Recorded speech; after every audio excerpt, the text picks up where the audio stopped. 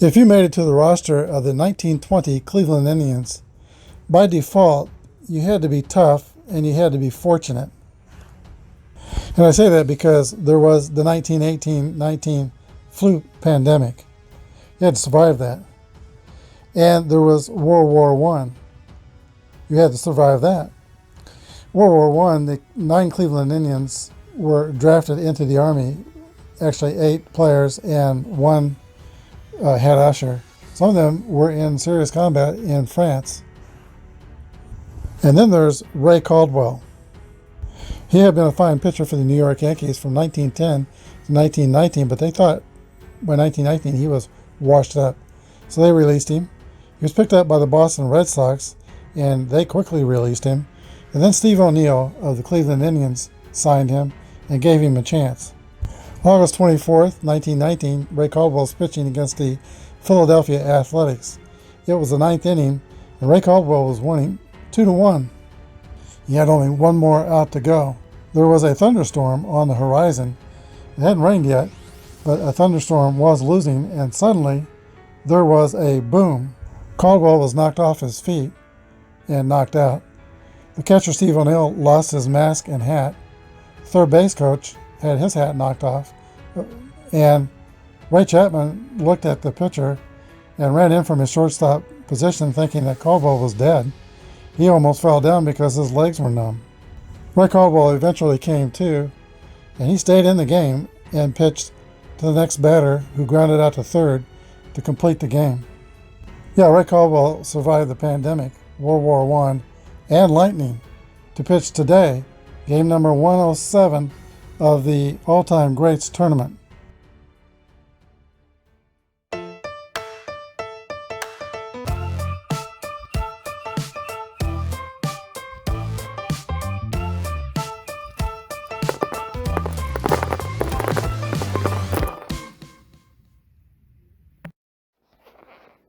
Take me out to the ball game.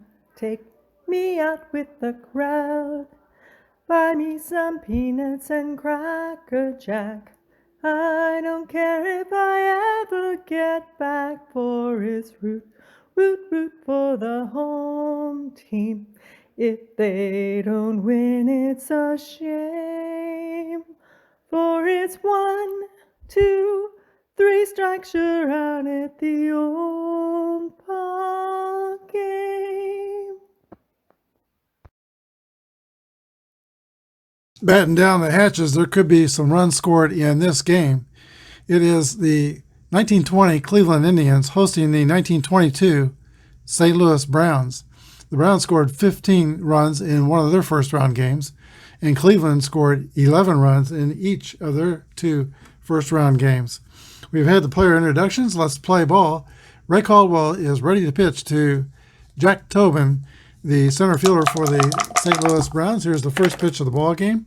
This is the first game of the best-of-3 series. 43 is a ground ball back to the pitcher, Caldwell. He's got it. Throws to first, and Tobin is the first out of this game.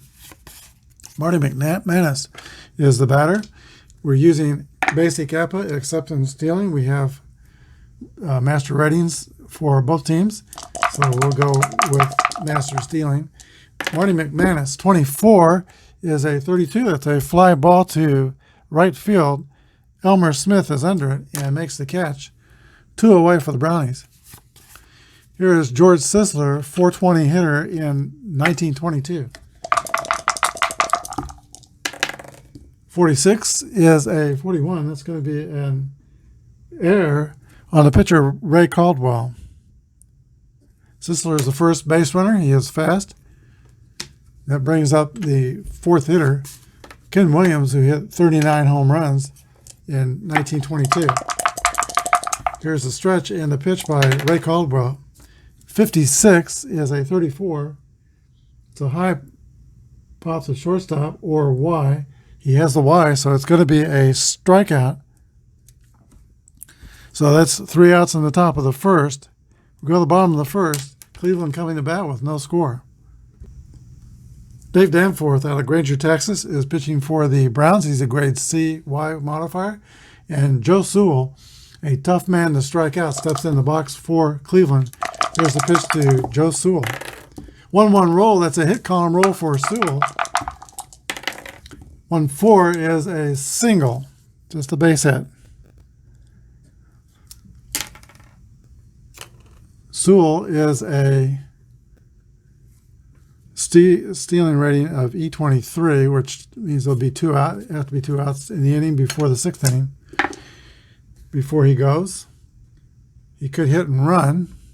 Danforth moved the first is +1, and Ellerby, the catcher, Ellerby's the third baseman. Severide's the catcher. He's at throwing +2, so we have to take 3 off the run rating, and that would make him a E20.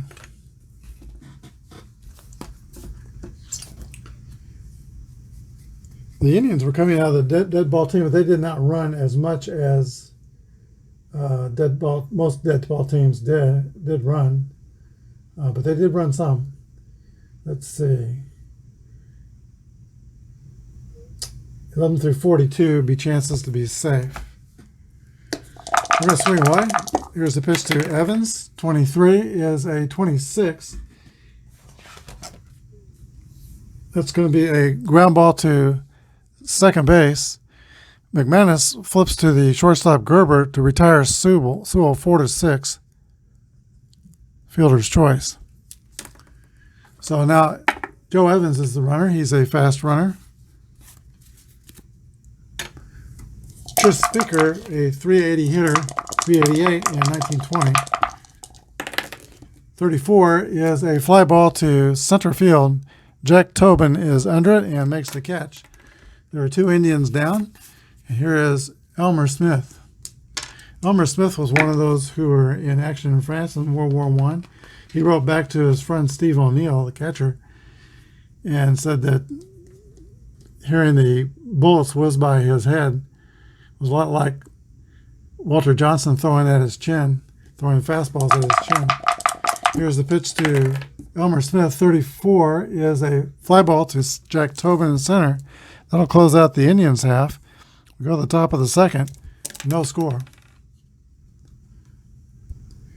Pitcher Ray Caldwell was one of 2 spitball pitchers on the Indian staff.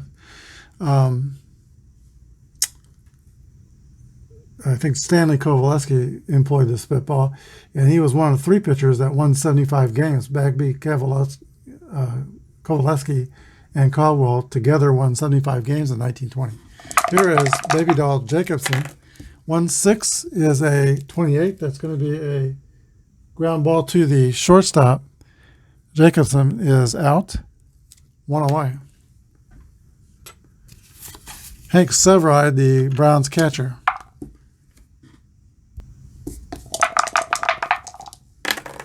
6-4 is a fly ball to left field. Joe Evans is under it and makes the catch. 2 down. Wally Gerber. 53 is a 20. That's going to be an error on the second baseman, Bill Wamsgans. That's a second Indians error. Average speed at first. Frank Ellerby is the batter. 6-5 is a ground ball to Wamsgans. This time he makes the play and throws out Ellerby. Go to the bottom of the second inning, no score. The Indians reached the second round by defeating 2-0 the 1927 Chicago American Giants, and the St. Louis Browns won 2 out of 3 with the 0-4 New York Giants. Here's the pitch to Larry Gardner leading off the last of the second for the Cleveland Indians. 24 is a fly ball to Jack Tobin in center field. It's the third putout for Tobin already in this game. Doc Johnson, Cleveland's first baseman. 41 is a ground ball to shortstop. That's 2 outs. And now Steve O'Neill. O'Neill is a player and manager for the 20 Indians and also hit .321 32 is a 26. That's going to be a ground out to the second baseman, Marty McManus. 3 up and 3 down for the Indians. We go to the top of the third.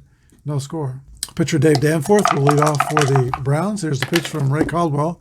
41 is a ground ball to the shortstop, Joe Sewell. 1 away. We go back to the top of the Browns order, and Jack Tobin steps in for St. Louis. He's been hot in this tournament. He is 9 for 14 with a double and 2 RBIs. Here's the pitch to Jack Tobin. 45 is a walk.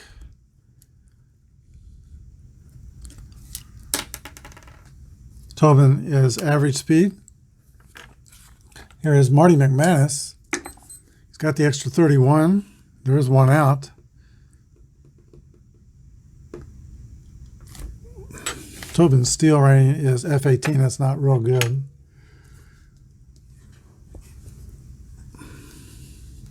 And O'Neill throwing runners out, let's see, is +2. Go swing away. Here's the pitch to McManus. 52 is a 27. That's going to be a ground ball to third base. Larry Gardner throws to second to retire Jack Tobin. Fielder's choice. McManus is at first with 2 outs. Here is George Sisler. 34 is a fly ball to center field taken by Tris Speaker. That's the end of the top of the third inning. No score. We go to the bottom of the third, 0-0. In the last of the third inning, the Cleveland Indians will send up Bill Wambsgans, Ray Caldwell, and Joe Sewell. A lot of controversy going on about the franchise name, Indians. I'm good if they changed. I'd be okay with their changing their name to something like Buckeyes or Spiders. Some people don't like that because the Cleveland Spiders were not a very good team. How about Cleveland Rockers after the Rock and Roll Hall of Fame in Cleveland? Here is Bill Wambsgans. 35 is a 36. Ball 1. And 1-5 is a 10. That's going to be a single to center field. Wambsgans, the leadoff hitter, is on base. Average speed, Ray Caldwell.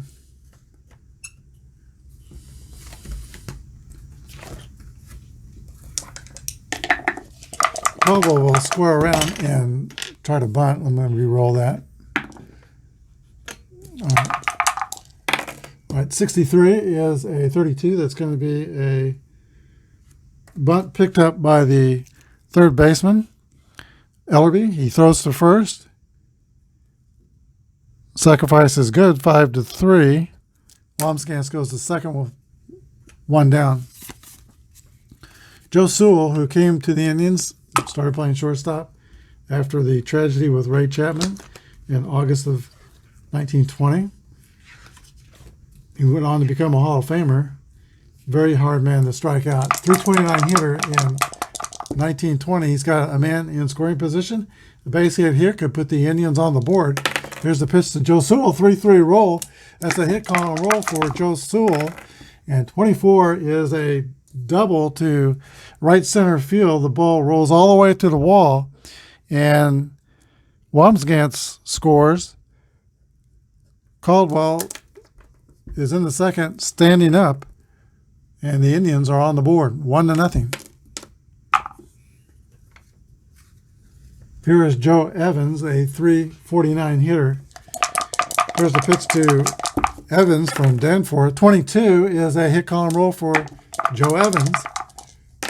And 41 is going to be a single to right field, and it was hit hard. Runner goes to third.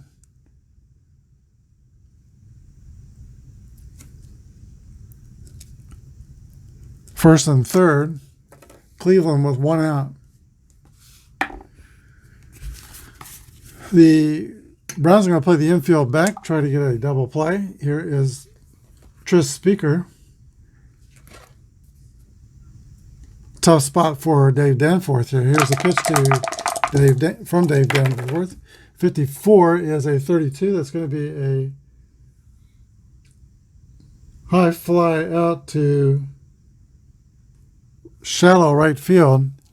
And that's caught by Baby Doll Jacobson. Does not have a strong arm, but it is just too shallow to tag up and score. 2 outs. Elmer Smith. Infield back with 2 outs. Here's the pitch to Smith. 22 is a 6. That's going to be a double, and it will clear the bases. A double to center field. Sewell and Evans will score. 2 RBIs for Smith, and it's 3-0 Cleveland.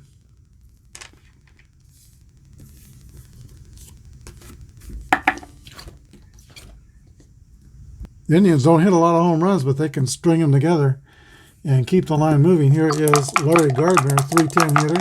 Here's the pitch to Gardner. 54 is a fly ball to right field. And that will end the inning. But Cleveland scores 3 times to take a 3-0 lead into the 4th. Ken Williams leads off for the Browns in the 4th inning. Now 3 runs down. 42 is a swing and a miss for strike 3. Second strikeout for White Caldwell. Here is Baby Doll Jacobson. 62 is a walk. Jacobson is a fast runner at first. Hank Severide, the catcher, another 300 hitter. There's a lot of them in this game. Here's the pitch to Severide. 36 is the roll. That's a 33. Pop up to the third baseman, Larry Gardner. With 2 outs, Wally Gerber steps in the box. 6-2 is a 39. That's a runner out stealing. I'm going to give him a chance to be safe on when I do the master steals. First of all, if there's a runner on second and we get an automatic steal, I ignore that because I don't steal third with 2 outs. But I do give the catcher an opportunity to throw out the runner. The runner on first is Jacobson. His steal rating is E29. We have to take 2 off for the catcher's arm. It's 27. Catcher O'Neill's a +2. So his chance to be safe is 11 through 53.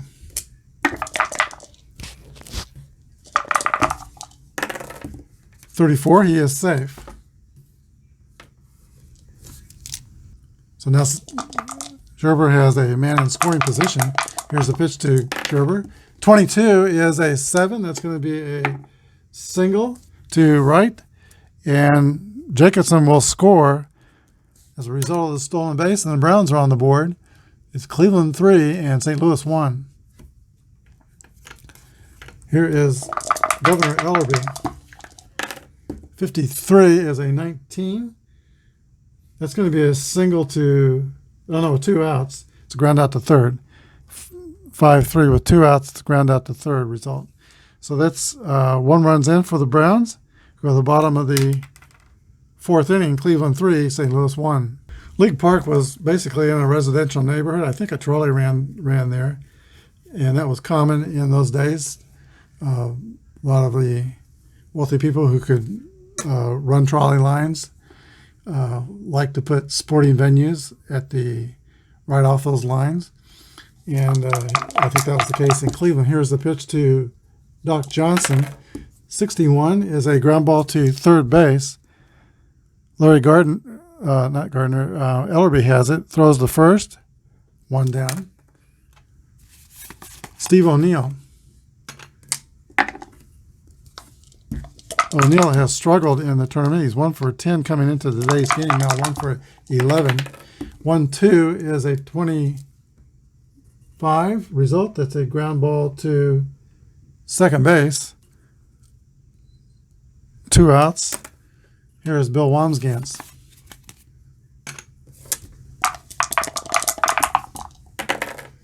Six-two is a fly out to right field caught by Baby Doll Jacobson. We go to the top of the 5th inning. Cleveland 3 and St. Louis 1. Jack Danforth will lead off for the Browns. In the 5th, 41 is a ground ball to shortstop taken by Joe Sewell.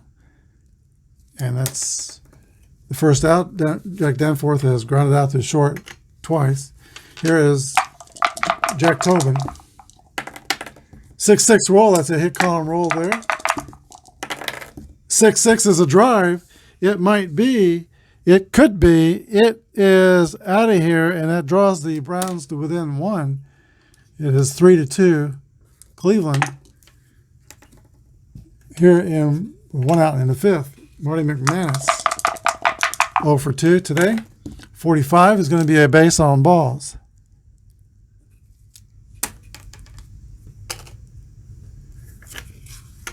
And now George Sisler, the league's best hitter. Here's the pitch to George Sisler. Fly out to right field. 2 outs. Ken Williams. 6-6 roll. There's a drive for Williams. It might be. It could be. It is out of here, and the Browns take a 1-run lead. This time it's a 2-run home run, scoring Marty McManus ahead of him. And now St. Louis leads Cleveland 4-3. Ken Williams hit 39 home runs in 1922. Here is Baby Doll Jacobson. 26 is a fly out to center field.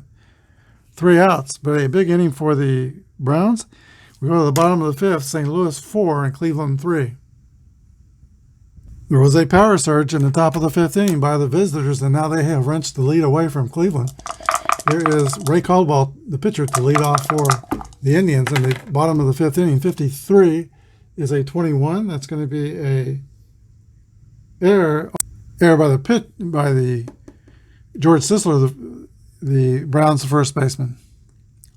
So that puts the pitcher on. Caldwell is slow. They'll play it safe on the base paths. Joe Sewell comes to the bat.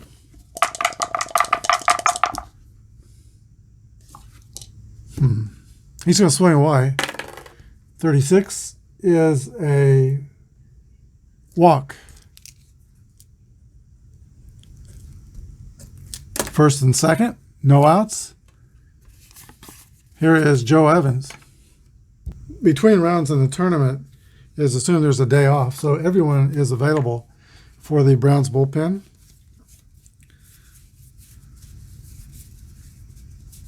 But that's we're talking about 3 people.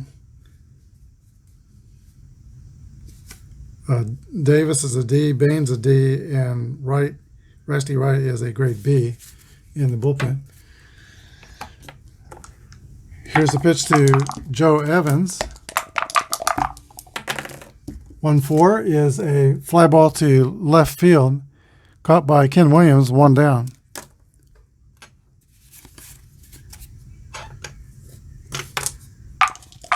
Here's Tris Speaker.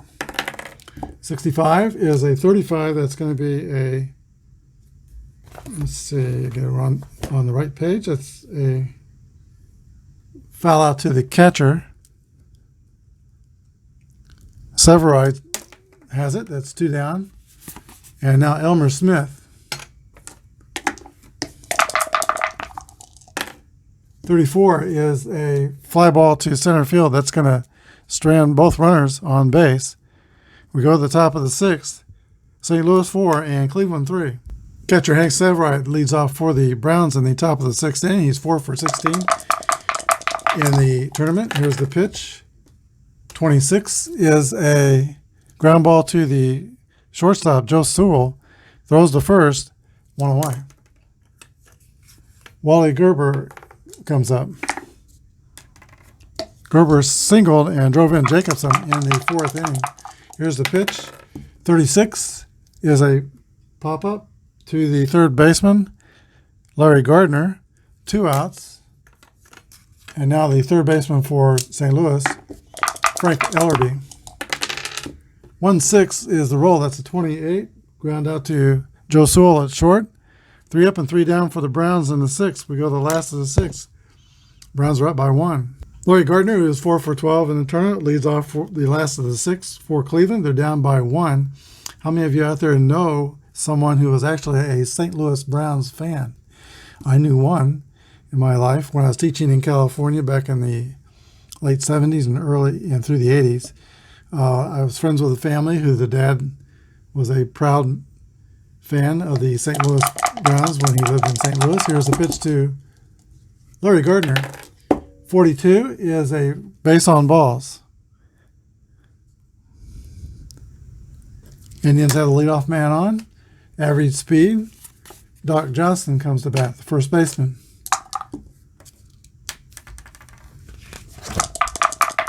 He's going to swing away. Here's the pitch. 1-3 is a 22 fielding column 2 that's hit by a pitch ball.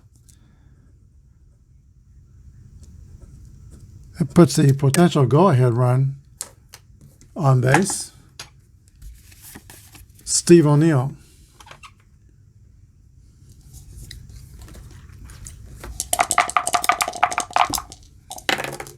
.62 is a 36 wild pitch. No, wait, first and second. Pass ball. That's a pass ball. Runners go to second and third.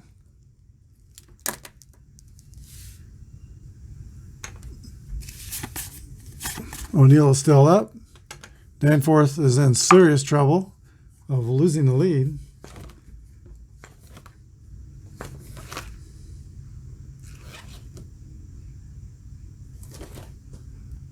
All right, St. Louis is going to play the infield in. Here's the pitch to Steve O'Neill. 51 is an 8, a single over first, and the runners score.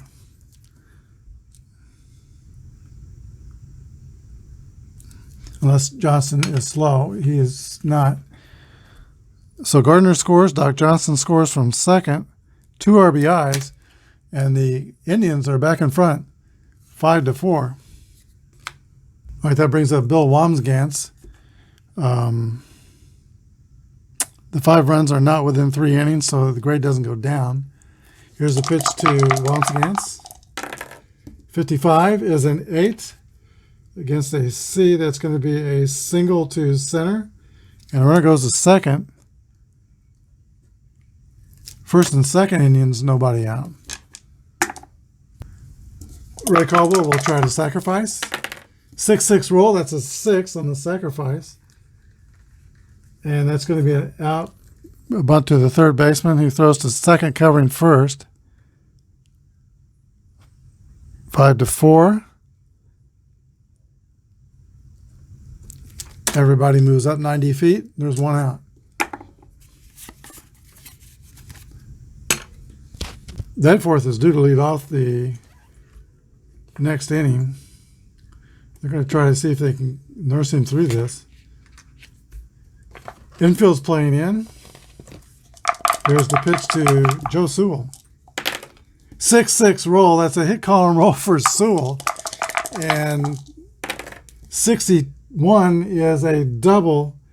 That clears the bases. And that is a big blow. 2 RBIs. Joe Sewell is 3 for 3 with 2 doubles, and the Indians moved ahead 7-4. Timeout. Browns will bring in Ray Culp, who is a grade C pitcher. He comes in to pitch for St. Louis. Joe Evans is batting for Cleveland. 21 is a fly out to right field. 2 away. And now Tris Speaker.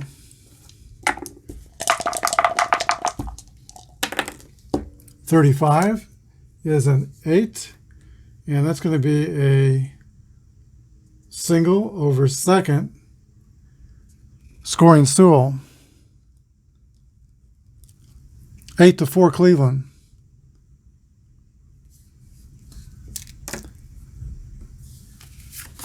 Elmer Smith becomes the 9th hitter in the inning. Here's the pitch from right call to Elmer Smith. 53 is a 17. That is a fly out to right field. That concludes the inning. But the Indians score 2, 4, 5 runs.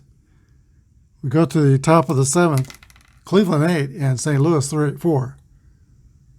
In the top of the 7th, the point of weakness inning for Ray Caldwell. 3 bad things happen to him. His grade will go down 1 level. Pepper Austin will pitch hit for the St. Louis pitcher, Ray Culp. Here's the pitch to James Pepper Austin. 1-2 is a ground out to second base. 4-3, 1 out. Dixie Davis is warming in the bullpen. He'll pitch the last of the 7th for St. Louis. Johnny Tobin, 6-6 roll. That's a hit column roll for Tobin. 63 is a double for Jack Tobin.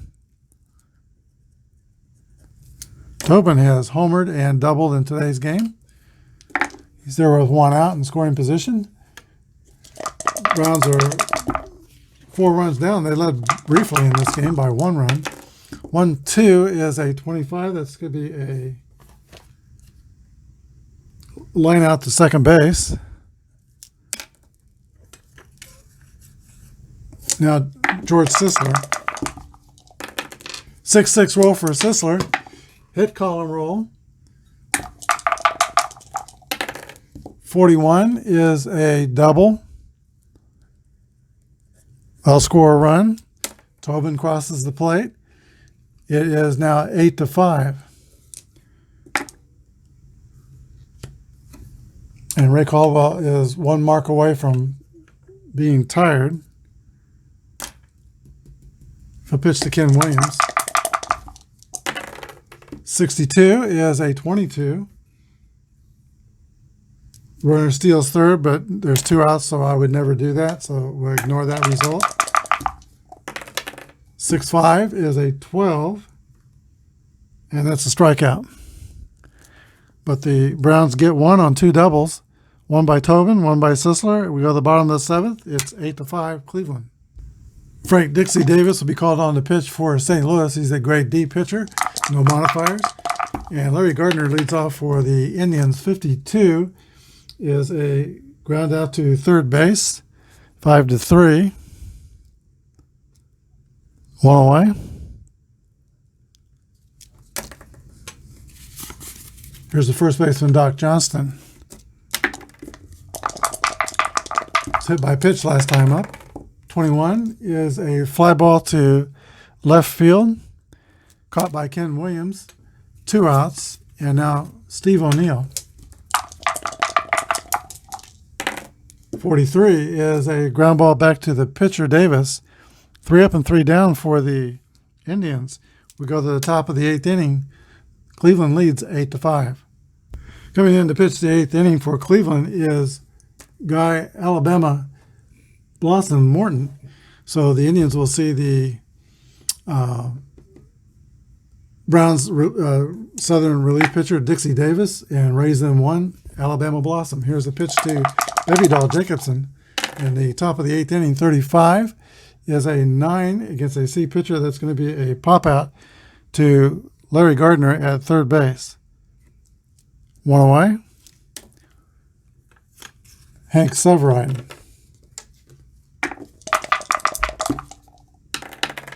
64 is a fly ball to left field, 2 outs. And now Wally Gerber. 45 is a walk. Average speed at first. And the third baseman, Frank Ellerby. St. Louis will pinch hit for the third baseman, Ellerby, and bring in Gene Robertson to pinch hit. He will stay in the game and play third base.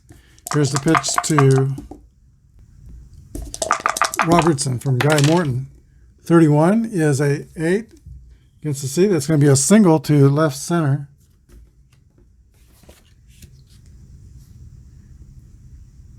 And the runner goes to third with 2 outs.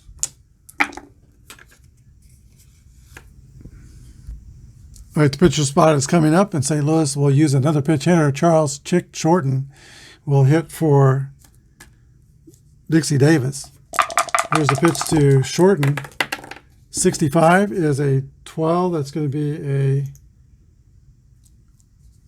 1-2, or it's going to be ground out to first base, unassisted. So we go to the bottom of the 8th. Browns don't score. It's still 8-5.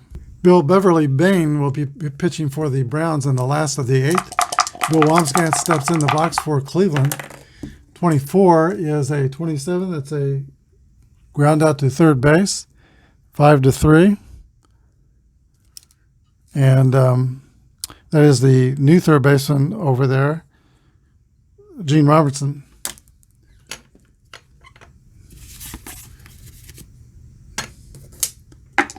Pitcher's going to hit for himself, call Morton. Here's the pitch to Morton. 64 is a strikeout. 2 quick outs for Bain, and Joe Sewell steps up to the plate. Sewell is 3 for 3 with 2 doubles and 3 RBIs. 33 is a hit column roll for Joe Sewell, and 24 is another double.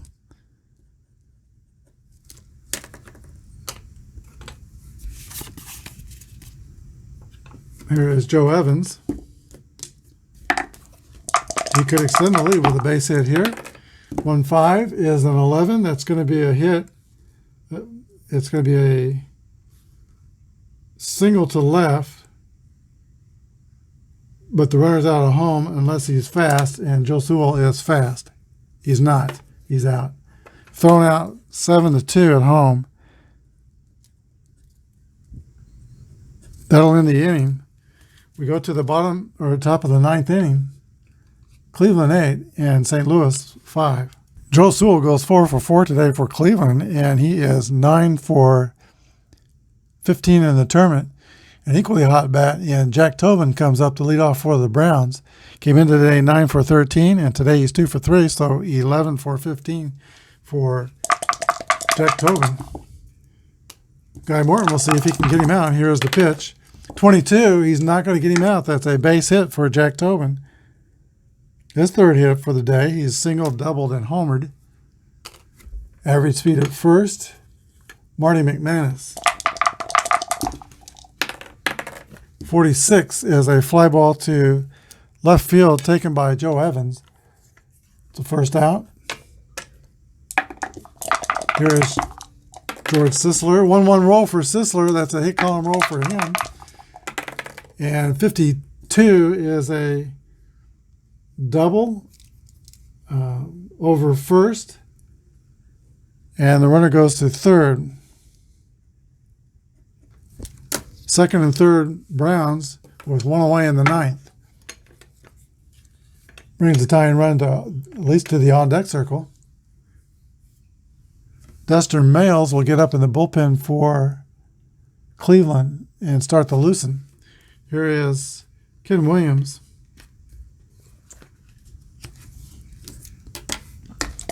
He homered in the 5th. A home run here will get them back in the game. Here's the pitch. 41 is a 40. That is a infield was playing back, by the way.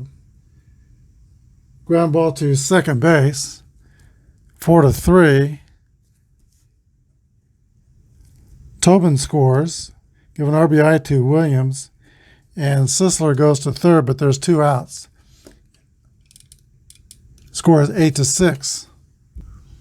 All right, Steve O'Neill's going to let Guy Morton pitch to Baby Doll Jacobson. He drove in 122 runs for the St. Louis Browns in 1922, second only to Babe Ruth. This is the man that St. Louis would like to have up in this situation. He is a potential tie and run, and there is a mistake on his Apba card because it said he drove in 102 runs. Baseball Reference says he drove in 122. So here is the pitch to Baby Doll Jacobson. Guy Morton against Jacobson, games in the balance. 51 is an 8 against a C. That's going to be a single, and it's going to score Sisler. The Browns are within 1, 8-7 here in the ninth. And Steve O'Neill will bring in Duster Males. He's a grade B pitcher. He's left-handed, so he's not going to get the bump up to pitch to Hank Savaride. But Morton is done, and now it'll be Duster Males. He's a grade B with a Y modifier. It's going to be up to Males, up to Savaride. Here's the pitch to Savaride. Here's the pitch. 1-2 is a 25 that's hit on the ground to second base. Bill Wamsgans has it, throws to Doc Johnson, and that's your ball game. But it was a furious rally by the Browns in the ninth. Final score, Cleveland 8 and St. Louis 7. We'll be back with a wrap-up. If Game 1 is any indication, this could be a great series. The St. Louis Browns scored 7 runs on 9 hits and no errors. The Cleveland Indians scored 8 runs on 11 hits, and they committed 2 errors in the first 2 innings. The winning pitcher was Ray Caldwell, 7 innings, 5 earned runs, 5 hits, 2 strikeouts, and 2 walks. Dave Danforth was a loser for St. Louis. There was a home run in the game by Jack Tobin and Ken Williams. Both came in the 5th inning. And those 2 home runs put the Browns on top briefly, 4-3, but they couldn't hold the lead. This is a powerful Cleveland Indian ball club, and the Indians come out on top. Tomorrow will be Game 2. We'll move to St. Louis, and the starting pitchers will be back to the number 1s in the rotations. 30-game winner Jim Begbie against Urban Shocker of the St. Louis Browns. Hope you enjoyed this game. Thanks for watching. Hit the subscribe button. It doesn't cost anything. And the like button if you liked it. Thanks for watching. Good day, and God bless.